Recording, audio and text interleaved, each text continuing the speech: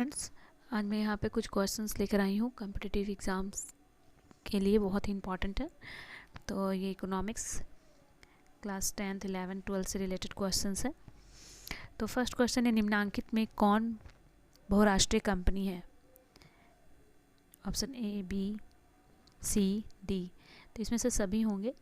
तो Ford Motors, Coca Cola, Samsung, ये सभी। तो ये सभी क्या होंगे? आपके बहुराष्ट्रीय कंपनी है, ये मल्टीनेशनल्स कंपनी है।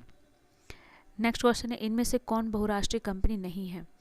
ऑप्शन अ, फोर्ड मोटर्स, सैमसंग, सी, पार्ले या टाटा, डी, कोको कोला। तो ऑप्शन सी जो है, पार्ले या टाटा, ये बहुराष्ट्रीय कंपनियां नहीं हैं। नेक्स्ट है, WTO, विश्व व्यापार संगठन, वर्ल्ड ट्रेड ऑर्गेनाइजेशन की स्थापना किस वर्ष की गई? तो इसमें ऑप्शंस दिए गए हैं, आप देख सकते हो। तो आंसर होगा ए, 1995 में इसकी स्थापना की गई। नेक्स्ट है, मानव पूंजी के प्रमुख घटक हैं अ, ज्ञान, बी, कौशल, सी, अनुभव, डी, इनमें से कोई नहीं। दो मानव पूंजी के प्रमुख घटक, डी, इनमें से कोई नहीं। नेक्स्ट है, नई आर्थिक नीति में किसे शामिल नहीं किया गया है? तो ऑप्शन आपके पास दिया गया है, नियंत्रित अर्थव्यवस्था, उदारीकरण, वैश्वीकरण, इनमें से कोई नहीं। तो आंसर होगा नियंत्रित अर्थव्यवस्था। नेक्स्ट क्वेश्चन, क्वेश्चन नंबर 6, वैश्वीकरण के मुख्य अंग कितने हैं?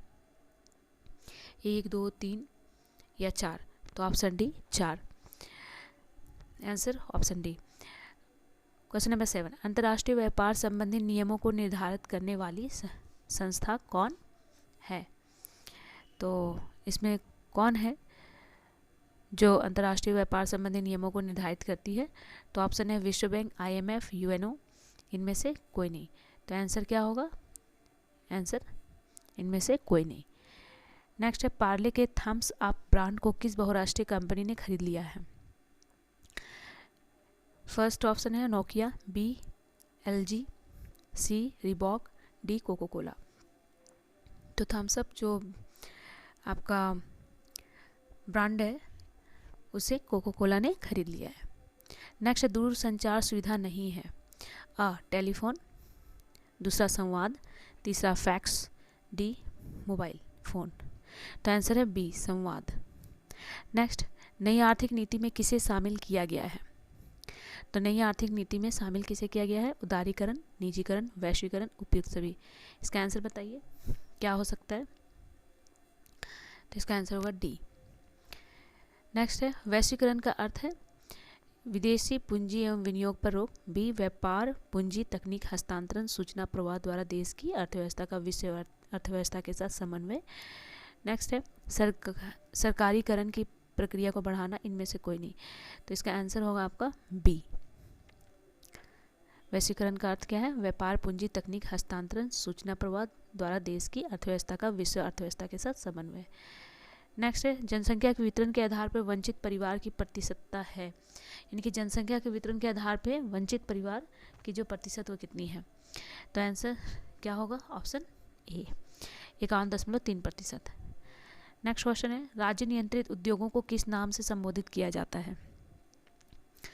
पहला ऑप्शन है सार्वजनिक उपक्रम, बी, लोक उपक्रम, सी, राजकीय उपक्रम, या डी, उपयुक्त सभी। तो आंसर होगा उपयुक्त सभी।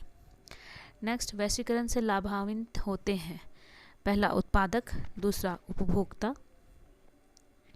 सी, उत्पादक और उपभोक्ता दोनों, यानी कि ए और बी दोनों, ऑप्शन ए, बी दोनों, डी, इनमें से कोई नहीं।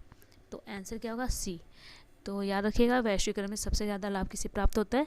उत्पादक और उपभोक्ता दोनों को। नेक्स्ट है, भारत में राज्य नियंत्रित उद्योग के उदाहरण है। भारत में राज्य नियंत्रित उद्योग के उदाहरण हैं। ऑप्शन है डाकतार विभाग, डी, रेलवे, सी, सुरक्षा उद्योग, डी, ये सभी। तो आंसर याद रखिएगा, ये चारों, ये जो तीनों ऑप्शंस दिए गए हैं, ये तीनों ऑप्शन होंगे डाकतार विभाग, रेलवे, सुरक्षा उद्योग। नेक्स्ट 60 नंबर, वैश्वीकरण के फलस्वरूप दो देशों के उत्पादकों के बीच प्रतिस्पर्धा क्या होगी?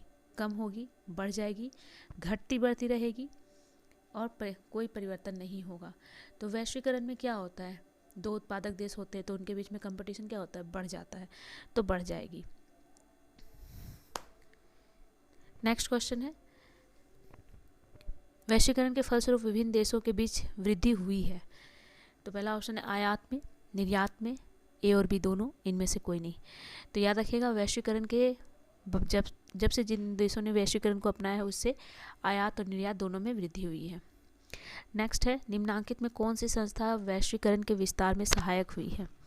तो कौन सी संस्था है जो वैश्वीकरण में सहायक सिद्ध हुई है, अंतर्राष्ट्रीय मुद्रा कोष, बी विश्व बैंक, सी विश्व व्यापार संगठन, डी इनमें से कोई नहीं।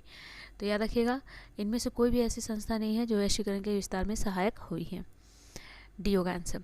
वैश्वीकरण से बिहार के किस उद्योग को प्रोत्साहन मिला है। ऑप्शन है अ कृषि एवं पशुपालन, बी पर्यटन उद्योग, सी विनिर्माण उद्योग, डी इनमें से कोई नहीं। तो याद रखिएगा इसका आंसर क्या होगा, पर्यटन उद्योग। नेक्स्ट, सरकार की नवीन आर्थिक नीति का अंग है, क्या है। तो पहला ऑप्शन है उदारीकरण, बी निजीकरण, सी वैश्वीकरण, डी इनमें से सभी। तो याद रखिए यहाँ पे सरकार की नवीन आर्थिक नीति का अंग क्या होना चाहिए, तो इसका आंसर होगा डी, इनमें से सभी हैं, क्योंकि उदारीकरण, निजीकरण और वैश्वीकरण ये तीनों ही किस सरकार के लिए एक नवीन आर्थिक नीति का अंग मानी जाती है।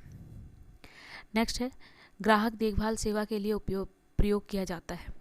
तो ग्राहक देखभाल सेवा के लिए क्या प्रयोग किया जाता है, ऑप्शन बाजार, उत्पाद, कॉल सेंटर, इनमें से कोई नहीं।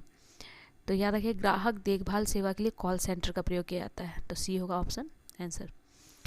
22, पूरे विश्व में आर्थिक वर्चस्व बना हुआ है, किसका बना हुआ है, अ ब्रिटेन का, बी अमेरिका का, सी रूस का, डी फ्रांस का। तो याद रखिएगा यहाँ पर पूरे विश्व में सबसे ज़्यादा वर्चस्व है अमेरिका का। नेक्स्ट 23, व्यापार अवरोधक का उपयोग किया जाता है। तो फ्रेंड्स क्या हो सकता है, पहला विकास के लिए, दूसरा बी नंबर ऑप्शन वृद्धि या कटौती के लिए, सी आयात की मात्रा के लिए, डी इनमें से कोई नहीं। तो व्यापार अवरोधक का प्रयोग जो किया जाता है किसके लिए किया जाता है, तो देखिए ऑप्शन आ विकास के लिए। नेक्स्ट 24, उदारीकरण का तात्पर्य है आ उद्यमों पर स्वामित्व, बी अर्थव्यवस्था की मुक्ति, सी इनमें से कोई नहीं, डी निर्धनता में कमी। तो याद रखिएगा अर्थव्यवस्था की मुक्ति जो बी ऑप्शन है वही होगा इसका आंसर। नेक्स्ट 25 और लास्ट क्वेश्चन ये, निम्नांकित में कौन व्यापार अवरोधक है। तो पहला ऑप्शन है आयात कर, दूसरा है निर्यात कर, तीसरा जो दिया हुआ है डी ऑप्शन, इनमें से कोई नहीं, और सी ऑप्शन जो नीचे है मिसप्रिंट है ये दोनों। तो याद रखिएगा इसमें सी ऑप्शन जो है दोनों होगा, यानी कि आयात कर और निर्यात कर जो व्यापार के लिए एक अवरोधक होते हैं। फ्रेंड्स अगर आपको यह इकोनॉमिक्स से रिलेटेड यह वीडियो पसंद आता है तो प्लीज़ मेरे चैनल को आप सब्सक्राइब करें, लाइक करें, इसे शेयर भी करें, साथ ही इसे कमेंट भी करें। Thank you.